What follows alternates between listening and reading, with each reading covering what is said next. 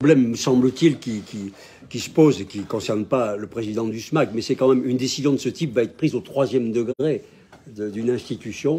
Je pense que c'est typiquement le type de sujet qui mériterait une consultation citoyenne, une vraie, c'est-à-dire avec un vrai vote, etc., pour que chacun soit informé des avantages et des inconvénients, parce que quand même, bien sûr, le territoire lui-même, mais au-delà du territoire, puisqu'il y a d'autres enjeux. Le deuxième point que je voudrais indiquer, c'est que nous n'étions pas là en 2017, quand la décision a été prise. Donc vous ne pouvez pas vous souvenir de notre position. Nous étions déjà réservés sur l'urgence à l'extérieur du Conseil. Et puis, donc, elle a été confirmée en 2019 par le PDU que vous avez voté. À la fois la décision de 2017 et le PDU de 2019 qui était porté par Yann Mongaburu, donc un membre du groupe de l'UMA, si j'ai bien compris. Alors, pour nous, ce qui était vrai à l'époque l'est toujours. Pour d'autres, si j'ai bien compris, ce n'est pas le cas. La position a un peu varié parce qu'il eût fallu réaliser avant, si j'ai bien compris, le prolongement du tram E, passer de 5 à 8 lignes de tram, mettre des bus à haute fréquence, desservir le Trièves et pratiquement avoir achevé le RER métropolitain. C'est à peu près les préalables qui ont été créés pour changer de position. Moi, je pense, très clairement, c'est surtout parce qu'il y a un changement de président du SMAG. C'est surtout ça qui motive le changement de position de certains sur l'urgence. Pour nous, nous n'avons pas varié en fonction des circonstances et de qui présidait ou ne présidait pas.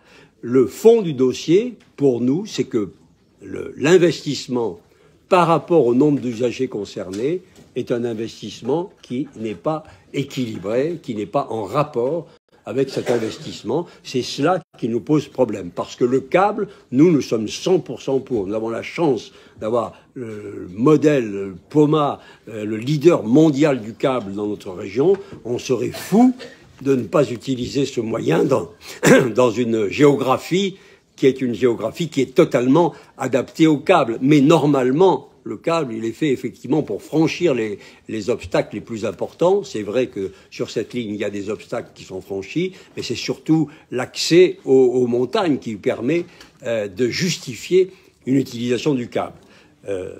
Donc, les urgences pour nous, c'est effectivement les entrées de Grenoble, la desserte des domiciles de travail, tous ces bouchons qui perturbent la vie quotidienne de ceux qui travaillent, des usagers de la métropole.